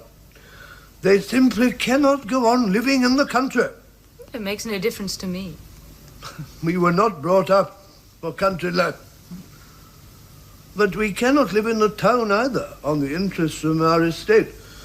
The day before yesterday I sold some woodland for 4,000 rubles, but that was an abnormal measure which cannot be repeated every year. What we need is some procedure that guarantees us a constant, more or less stable income. Such a procedure has occurred to me, and I venture to give it for your consideration. I won't go into details, I'll just talk in general terms. Our estate brings in an average return of no more than 2% on its capital value. I propose we sell it. If we invest the proceeds in securities, we should get 4 to 5% from them. We may even have a few thousand rubles over to buy a cottage near St. Petersburg. Just a moment, please. My ears must be deceiving me. Would you say that again? Invest the money in securities and buy a cottage near St. Petersburg. No, not the bit about St. Petersburg. It was something else you said. I propose we sell the estate. Yes, that's it. Yes, you're going to sell the estate. That's wonderful. Yes, it's a very bright idea. What do you suggest that my old mother and I should do with ourselves? We'll talk about that later. We can't discuss it. No, just a moment. It looks as if I've never had a scrap of ordinary common sense. I mean, until now, I've been stupid enough to think that this estate belonged to Sonya. I mean, this estate was bought by my father as a dowry for my sister. And so far, I've been simple-minded enough to think that our laws weren't made in Turkey. I thought this estate passed from my sister to Sonya. The estate does belong to Sonya, no one denies that. And I wouldn't venture to sell it without Sonya's consent. What's more, I'm acting in the girl's own interest. Well, this is fantastic, isn't it? I mean, it's utterly fantastic. I mean, either I'm going stark staring mad. You contradict the Professor, George. He knows better than we do what's right and what's wrong. Very well. Say what you like, then. I give up. But I don't know why you're getting so worked up, George. I'm not saying my scheme is ideal. If you all think it's no good, I shan't insist on it. A very good day to you all. Forgive my venturing in here unannounced like this. I'm guilty, but I deserve to be let off like this. There wasn't a single domestic in your hall. I'm delighted to see you. Professor, dear ladies, my intrusion upon these premises has a double motive. In the first place, to visit you, sir, and to offer my humble respects. And secondly, to invite you all on an expedition to my part of the world to celebrate this wonderful weather. I live in the watermill, which I rent from our mutual friend, the Wood Demon. It's a romantic and secluded spot, where at night you can hear the water nymphs splashing about, and in the daytime... Yes, no, just a moment, Waffles, please. This is serious. You can tell us later. No. Ask him. This estate was bought from his uncle. Well, why should I ask him? Where would that lead us? Oh, now, look, I mean, this estate was bought for 95,000 rubles, as prices went in those days. And my father put only 70,000 down and left 25,000 on a mortgage. Now, listen to me. This estate would never have been bought at all if I hadn't given up my own share of the inheritance to my sister, of whom I was very fond. I mean, and what is more, I slaved away for 10 years and paid off the whole mortgage. What are you getting at, old fellow? I mean, this estate... It's free from debt and in good order solely through my own personal efforts. And now that I've grown old, I'm having to be pitched out, neck and I don't know what he's getting at. Well, I mean, for 25 years. I've managed this estate. I mean, I've worked, and I've sent the money to you. Best manager in the world couldn't have done more. And all this time, you haven't thanked me once. And all this time, when I was young, and the same today. I've been getting a salary from you of 5,000 rubles a year, a miserable pittance, and not once has it occurred to you to give me a single extra ruble. But really, George, what you're getting at, I'm an unpractical person. I don't understand these things. You would have helped yourself to as much as you wanted, couldn't you? What? Why didn't I steal? You mean? Yes? Oh, well, why don't you all despise me for not stealing? It would only be fair if I had. I shouldn't be a pauper now. Oh, George, stop it, please. I'm trembling all over. Why spoil good relations? Please don't. 25 years! I've been cooped up in this place with her, with this mother of mine. All our Our thoughts and feelings were for you alone. In the daytime, we talked of you and your writings. We were proud of your reputation, and we spoke your name with reverence. And we wasted our nights reading books and journals, which I utterly despise. What are you driving at? That's what I don't Thought of see. you as a superior being. We knew your articles by heart. But now my eyes are open, everything is perfectly clear. Oh, yes. You write about art. You haven't the faintest idea what art is all about. Your entire works, which once meant so much to me, aren't worth the price. My friend, Billy, help me. Look, I'll go away. Please be quiet, George. No, I will not be quiet. Wait, I haven't finished with you yet. You have ruined my life. I have not lived. I have not lived. Because of you, the best years of my life have been thrown down the drain. You're my worst enemy. I can't stand this. I really can't. I'm going in another room. What do you want from me? And how dare you talk to me like that? Nonentity! If the estate is yours, take it. I don't want it. I say the sparks are flying. I'm If off. you don't stop this instant, I shall get out of this madhouse. I've had about as much as I can take. My life is ruined. I am gifted, intelligent, courageous. If I'd led a normal life, I might have been a Schopenhauer or a Dostoevsky. Or... I'm talking nonsense. I'm going mad. Mother. Oh, Mother, I'm desperate. Mother, please, what am I to do? Do as the professor says. Don't tell me! I know what I must do. Yes, I'll give you something to remember me by. Really, everybody, what is all this? Rid me of this maniac. Just let him simmer down a little, Alexandra, and don't get so worked up yourself now. I cannot live under the same roof with him. His room is there, nearly next to mine. I mean, why can't he have a cottage in the ground or move out to the village, or I'll move out myself? But I cannot live in the same house with him. If anything like this happens again, I'm leaving.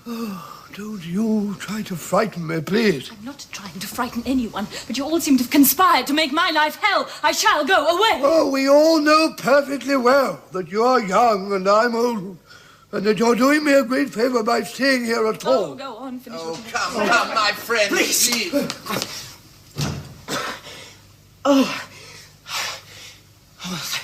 I'm glad to find you here, Professor. I'm sorry if I've come at the wrong time or I'm being a nuisance, but that's not the point. How are you? What exactly do you want? I'm sorry. I'm a bit distraught. I've been riding so fast. Professor, I've been told that you've sold your woods to Kuznetsov for timber. Now, if this is true and not just a rumour, then I say to you, please don't do it. My husband's not in the mood to talk business just now. Shall we go out into the garden? I must talk to you now! Oh, all right, very well. I can't cope with this. Let me go and see Kuznetsov. Let me tell him you've changed your mind. How about it? You're going to fell 1,000 trees! And for what? Just to get 2,000 or 3,000 rubles to buy your wife a few miserable dresses. Why destroy them? I mean, this is quite appalling. Now, we can talk about it later, Come Michael. along, Orlovsky. We'll never hear the I'll end tell of you it. what, Professor, just hold off for a bit and I'll get the money myself and then buy it in 3 months' time. You're behaving very strangely. Now, we all know that you're a man of principle, and we humbly thank you and respect you for it. But why all this fuss? Oh, go away, universal uncle. You just don't care. Now, Michael, listen. You came here to pick a quarrel, my boy, and that really is not very nice. Now, principles are all very well in their place, but you need this as well. And without this little contraption, all your principles and your forests and your feet aren't worth a damn. Now, do forgive me, my dear boy, but you've still got a lot to learn. Oh, another time, I must ask you not to come here unannounced. I must also ask you to spare me these psychopathic outbursts. You've been trying all day to make me lose my temper, and you've finally succeeded. Please leave me alone. And in my opinion, all this stuff about peat and woods is sheer raving lunacy. Come along, Orlovsky. Oh, that was a bit steep, Alexander. No need to be quite so outspoken. Raving lunacy. So I'm a madman, according to this distinguished academic figure. Well, I bow to your professorial authority. I'm going straight home to shave my head. But I must say it's the earth itself that's mad for still putting up with us. Just a moment. Now, I heard all that. Now, hurry up and say something, or else I'll break down and I'll say a thing or two myself. I've said my piece already. I begged your father to spare those trees. I know I'm right, but he's insulted me and called me a madman. All right, then, I'm mad. Oh, don't go on like that, please. Those who hide their cruel, stony hearts behind a facade of learning, those that pass off their own insensitivity as the height of wisdom, they're not mad. Oh, dear, no. Nor, I suppose, are those who marry old men for the sole purpose of blatantly deceiving them, of buying themselves elegant, fashionable dresses on the proceeds of destroying our trees. Listen to me, please. Don't touch me! We've nothing in common. Oh, yes, I know what you think of me already. There's no place for me here. Our friendship has meant a lot to me, and I'm sorry. Now, I suppose all I'll have left is the memory of your father's gout and your remarks about my democratic sentiments. Well, it's not my fault. It's not... I must get out of this dump! Oh, you're still here. Mr. Orlovsky has told me that my husband was rather sharp with you. I'm sorry he's in a bad temper today. As for me, I am entirely on your side, so allow me to offer you my sincere friendship. Get away from me! I despise your friendship! Ooh. What was that for? Why?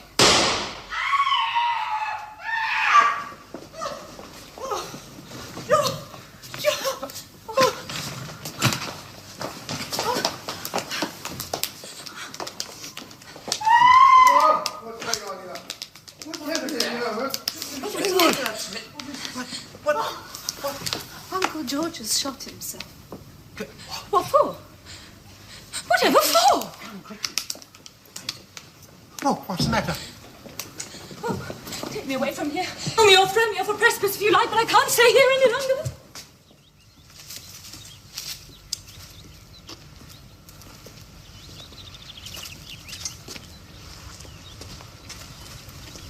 I wonder if you'd mind driving over to the post office again tomorrow. Certainly. If I haven't heard from my brother by then, I think I'll borrow some money from you and go to Moscow myself.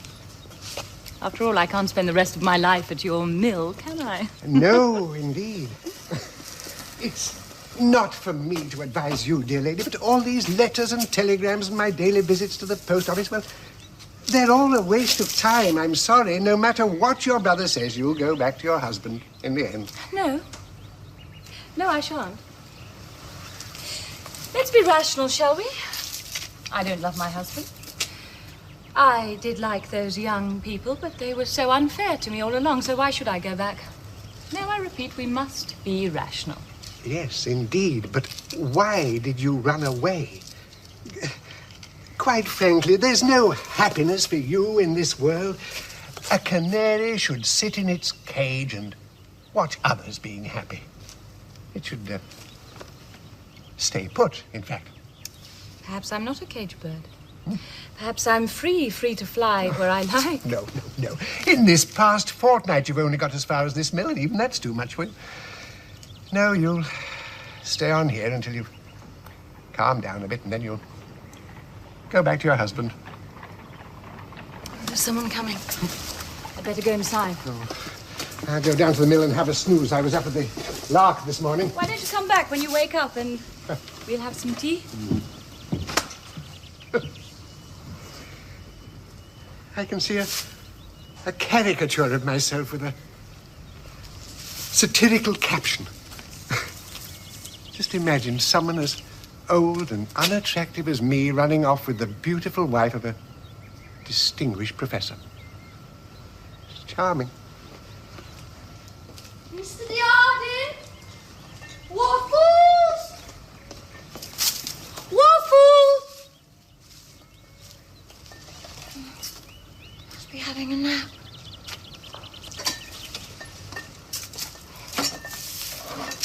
Heavens. How can anybody be so stupid as old Waffles? I was driving past his barn just now and a little black pig ran out of the door. If other people's pigs get in his corn sacks, it would just serve him right. Is that you? Julia? Excuse me, dishabille. I was just going to have a snooze in the arms of Morpheus. How are you? I'm afraid we can't go into the house. It's not tidy and all that. Would you care to go down to the mill? No, it's all right. Let me tell you why I've come. Leo and the professor have decided on an outing and they'd like to picnic at your mill this evening. Oh, delighted. I've come on ahead. The others will be here soon. Can you have the table brought out? And the samovar too, of course. And can you ask Simon to get the picnic baskets out of the carriage? Yes. You know that Sonya and the Professor are staying with us now, don't you? Yes. They couldn't bear their own house since George's suicide.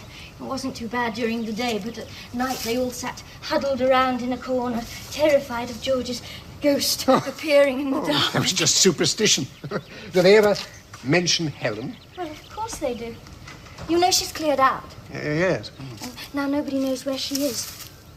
Perhaps she's just gone away, or perhaps she was desperate enough to kill us. Oh, no, my child. God is merciful. All will be well. Well, is anyone here? Try looking this way.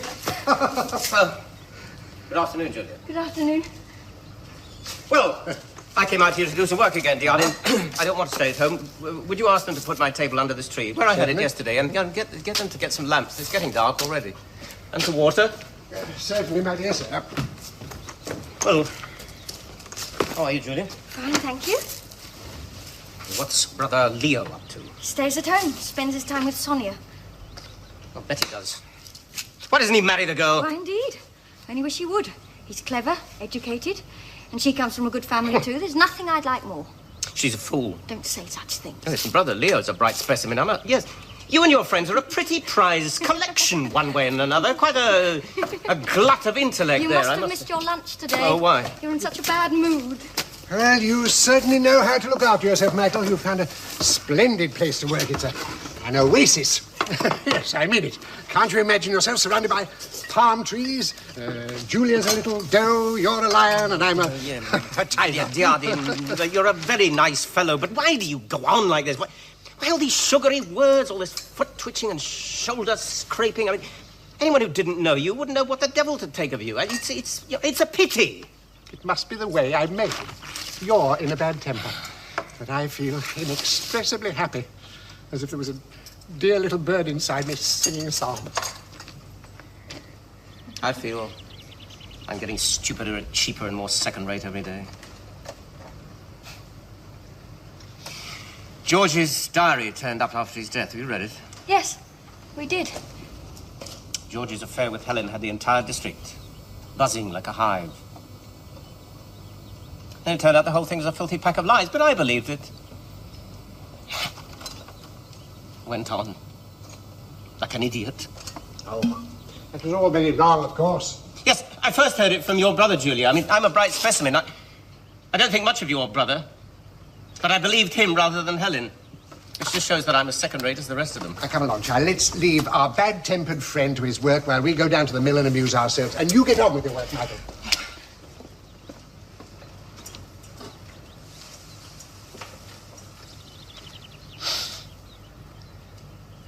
One night I watched him press his face against her hand.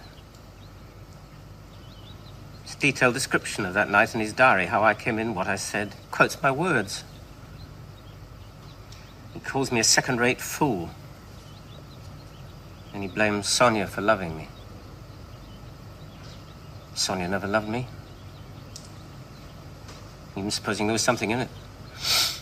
There's no point in thinking about that now. That all began and ended in foolishness. What are you doing? What's all that for? Mr. Dyadin's orders. The ladies and gentlemen from the Zeltukin estates are going to have tea here. Oh, that's wonderful. And I'll just, there's no point in my worrying about my work anymore. I'll just pack up and go home. Remember lunching with us on my birthday, Sonya? You thought I looked funny, didn't you? You laughed at me. Oh, please stop it. I'll tell you, I wasn't laughing at anything in particular. I say, who's this I see? Hello? Working? Splendid. Where's Waffles? At the mill. I must go and call him.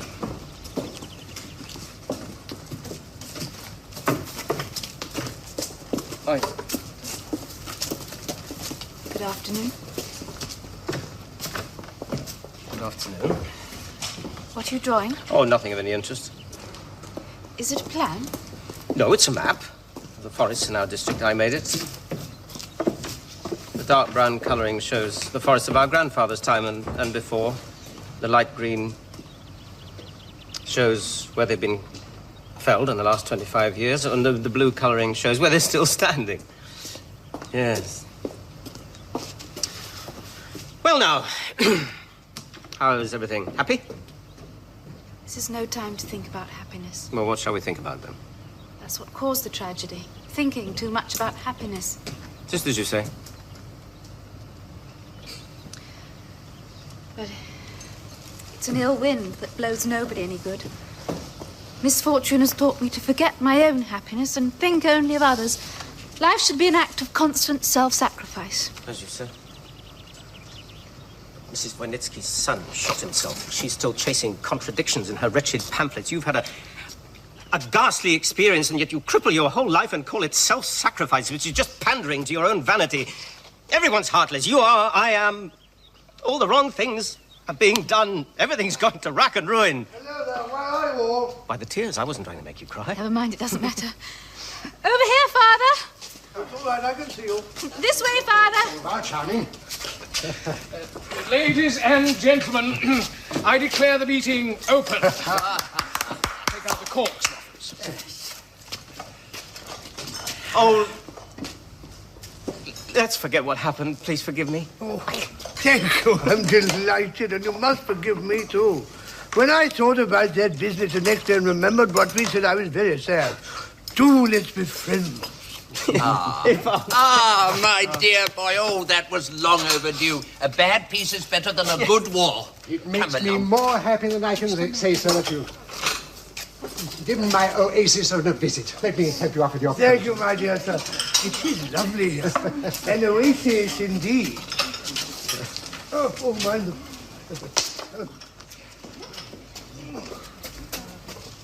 There we are. Well, come along, everyone. We must keep the flag flying. In our position, it's best to keep talking. We must face up to our misfortune. I'm putting a bit of face on things at all of you because I'm the most unfortunate of us all. I've forgotten to give you sugar. You must all have jam with your tea. Oh, I'm delighted. Oh, Michael. Recently, Michael, I've had so much to put up with, and I've thought so many thoughts. I could probably write a treatise on the art of living for the benefit of mankind. One's never too old to learn, you know. Misfortune is a great teacher. Let bygones be bygones, and with God's will, all be well in the end. What was that? I thought I heard someone shout. It's some locals catching crayfish in the river. Didn't we agree to spend the evening as if nothing had happened, yet there's a feeling of tension somehow? I revere scholarship, sir. In fact, I have a family feeling for it. My brother Gregory's wife's brother, Mr. Konstantin Novoslovov, perhaps you have heard of him, had a master's degree in foreign literature. I don't know him. Oh, but I know of him. Oh.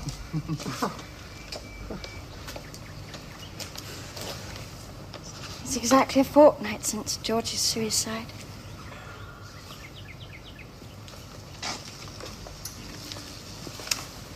Well, come on, don't let's be downhearted. All the same, there is a feeling of tension somehow. Nature abhors a vacuum. She's taken 2 dear ones away from me, but she's brought lots of new friends to fill the gap. Your health, those 2 kids. Thank you, Professor. Permit me in turn to drink to your fruitful academic work. Scatter the seed for a harvest of kindliness, reason, and goodness, and Russia will gratefully offer her thanks. I appreciate the compliment, my dear sir. Then may our friendship ripen in the not-too-distant future. Well, that's what's going on. Picnic! Theo, my dear boy. Hello, everyone. Come on. Now, where have you been the last fortnight? I've seen nothing of you. I haven't slept for 3 nights. Oh, I lost 5,000 rubles in cards last night, Father. I've been drinking and gambling, made 6 trips to town, and I've gone completely off my rocker. Oh, good for you, good for you. I dare say you're a bit drunk now, too, eh? Not a bit of it, Julia. Tea, girl. Make it on the tart side with a slice of lemon in it. Oh, what price old George, then? I'm putting a bullet through his head like that. And what on earth possessed him to use a French revolver? You're a swine, Theo. Hey, I may be a swine, but at least I'm a pedigree animal. My beard alone is worth a fortune. Well, I'm a swine, a drunkard, a layabout, but if I said the word, any girl would marry me just like that. Sonya, will you marry me? I'm sorry, pardonnez-moi, I'm sure. Oh. You're hopeless, Theo. You're the worst drunkard and spendthrift in the country. Just look at Oh, you. don't be such a spoilsport. Come and sit down beside me. I'm going to go and stay with you. I'm going to go stay for a fortnight. Need a rest. You ought to be ashamed of yourself. You should comfort your father in his old age, and all you do is disgrace him. When I'm giving up drinking, if that's what you mean. What kind of wine is this? Plum or cherry? Drink. I'm allowed one glass. Going to lend you a pair of horses and a gun, Mr. Wood Demon. Going to go and stay with Julia. Going to stay for a fortnight. Drink up your tea. Yes, and have a biscuit with it. Do you know, old fellow, I used to live exactly like young Theodore here until I was 40 years of age. I once started counting up the women in my life that I'd made unhappy, and when I reached 70, I stopped counting. but old friend, when I reached 40, I suddenly became awfully depressed and out of sorts and all mixed up inside. It was really wretched. Oh, and I did everything for it I could, you know. I mean, reading, work, travel, but nothing did any good. Well, one day, I went to see an old friend of mine who's no longer with us, Prince Dmitri Pavlovich. Oh. Yes. Now, we had dinner. Oh, what a dinner. Hors d'oeuvre, everything. After dinner, instead of taking a nap, we set up target practice outside, and there were crowds of people there. Our friend Waffles was among them. Yes, indeed. I haven't forgotten. And you know, old friend, I suddenly felt I couldn't bear it any longer. I was absolutely miserable. I burst into tears.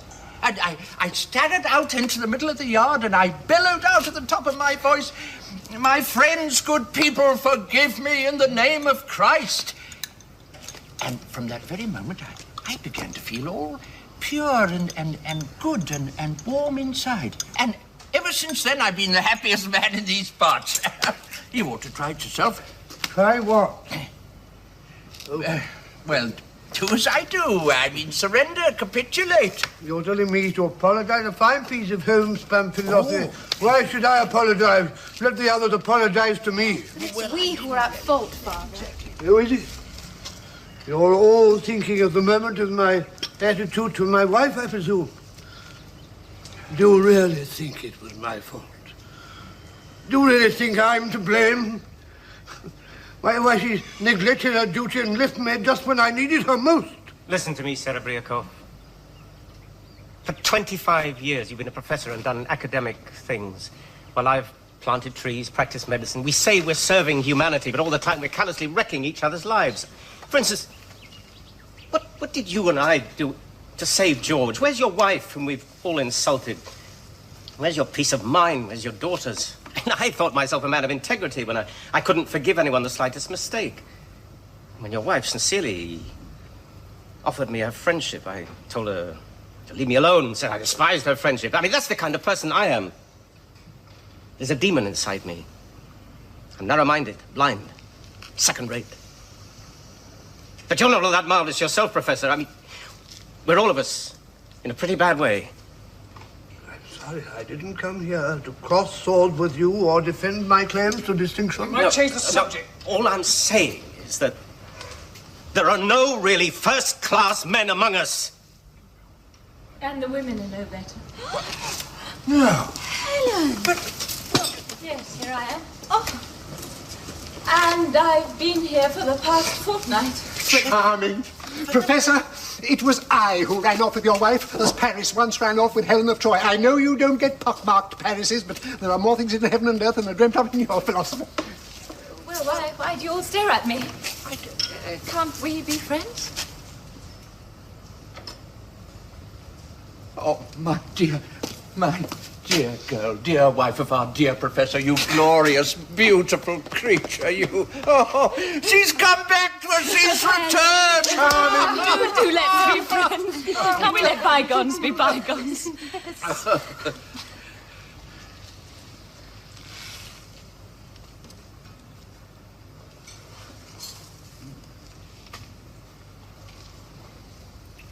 Hello, Alexander. You've neglected your duty. Oh, Alexander. I won't deny I'm happy to see you, and I'm perfectly willing to talk to you. But at home, not here. Alexander. I see. So, the solution to our problem is a very simple one. It hasn't got a solution. Well, I admit I don't count for very much. My happiness is that of a cage bird, the sort of happiness suitable for a woman. That means being cooped up at home for the rest of my life, eating, sleeping, drinking, and listening every day to people going on about their gout and their merits and their rights. Well, why do you all look away? You're not embarrassed, are you? Oh, come. Everything's going to be fine. You've upset me most terribly. Now, be kind to your wife. Please, say something nice to her, and I promise you my undying loyalty and friendship for the rest of my life. I'll present you with my best troika. Thank you, but I'm afraid I don't quite understand. You don't understand. One day I was coming back from a shooting trip. I saw a brown owl sitting in a tree. I let him have it with some small shot, but he didn't move. Just sat there. I let him have it with some buckshot. Still, absolutely nothing doing. He just sat there, blinking. What was all that directed at? A brown owl. Wait, just a minute. No, quiet a moment, friends, quiet. I thought I heard bells. Must be a fire alarm. Look at the sky! Well, what are we waiting here for? Come along. It's the Serebryakov woods! The woods, Michael. Let the woods burn, I'll plant new ones. The one I love won't have me. I'll find myself another. If the one I love won't have me, I'll find myself another. What did he mean by that pronouncement? Take me away. I want to go home. This time, when it's getting awfully cold and miserable out here, my rug and my overcoat must be around somewhere. Your rug's in the carriage and our overcoat's here. Take me away, for heaven's sake. At your service. Now go with my godfather. Please take me with you, godfather. Yes, of course. In a moment, my dear, in a moment. Mr. Dyadin, would you get my hat and my cape from the house? Certainly. I've got a pain in my leg. It must be rheumatism. That means another sleepless night. Oh, Leo, can you take the plates, please? And the fries while I'm ready. Carry me off, then, like the statue of the Commendatore in Don Giovanni. And let's go to hell together in your 26 gloomy rooms. The statue of the Commendatore. I should have found the comparison more amusing were it not for the pain in my leg. Ladies and gentlemen, thank you for a wonderful evening. The tea was excellent, and everything in the garden's lovely. But there is one thing I cannot accept, and that is all this hetero philosophy and your general attitude. Ladies and gentlemen, what we need is action. We can't go on like this. We must do something. We really must. Goodbye. Goodbye. Come on, my little beggar maid. I'll see you later, Your Eminence. Yes, say this basket's heavy, Terry. Come along. No one said goodbye to me. Charming. Well, come along then, my little canary, my little pet. Come. Oh, dear, what's the matter? I just can't move. I feel too weak. I'm so utterly miserable. My darling, my little love, what can it be? Oh, let's stay here a bit. But now, first it's take me away, then let's stay here. I don't know what's come over you, my love. Well, I've lost all my happiness here today. Oh, I do feel awful. Oh, why am I still alive? Oh, if you only knew, if you did but know. Oh, my dear little... What can we... A glass of water. Glass of water! What's the matter? I'm all of a tremble. Oh, I hate to see you when you're like this, child. Come along. Please, take me to the fire, please. But why to the fire? What good can that do? Oh, please take me, or else I'll go on my own. I'm desperate. I'm completely desperate. Dyadin! Yes, what is it? Could you... I can't possibly walk all the way. Could you lend me a horse? Michael. Oh, Michael. Do go away, please. I must talk to him. Michael, you said you'd find someone else. Do go away, please. Well, I'm someone else now. I only want the truth. The truth and nothing but the truth. I love you. I love you. I love you. That's what all this coming and going means. Do go away, please. Yes. Yes. The truth and nothing but the truth. speak to me. For heaven's sake, I've said all I have to say.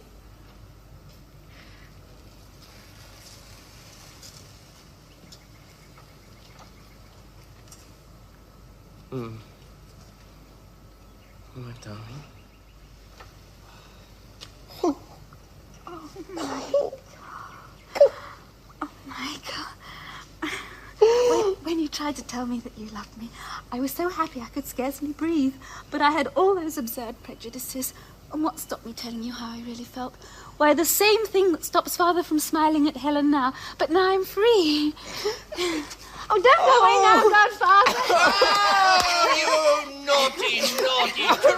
So that's what all this hanging about means. Chasing each other up hill and down dale. Oh, my little darling, my little canary. Oh, she's off again. My treasure. I'm in such a daze. Please go away. But what if I am always talking nonsense? Look, I don't want to go over to your place yet. We'll go for a walk first and then we'll drive over. Where's me whip? I say, isn't old Waffles Lassie hasn't even cleared the table yet? Somebody might have stolen the samovar. Oh, Waffles. Waffles. He seems quite old, but he's no more sense than he was born with. I'm sure I heard someone talking as we were... It's probably some of the locals bathing. Here's someone's glove. Sonya's! I don't know what's got into her today. She's crazy about the wood demon, you know. The poor chump can't see it. Come on. Come on. Where are you taking me? To the weir. The most beautiful spot in the whole neighbourhood. A wondrous spot, wood demons haunt, where water nymphs sit in the trees. That's the way of it, old man. But I'm not an old man. Look, let's talk seriously. I've been through hell and high water. I'm 35 years of age. I've no position in life save sergeant in the Russian army, a lieutenant in the Serbian reserve. I'm neither one thing nor the other. I have this crazy idea, you see, that if I get married, my whole life will change. So will you marry me? Hadn't you better And mend don't your beat ways about first? the bush. Well, I feel so embarrassed. I'm sure I heard someone. I think I can see Waffles. Yes or no? Yes. We heard you! We heard you! Oh, my boy! How wonderful!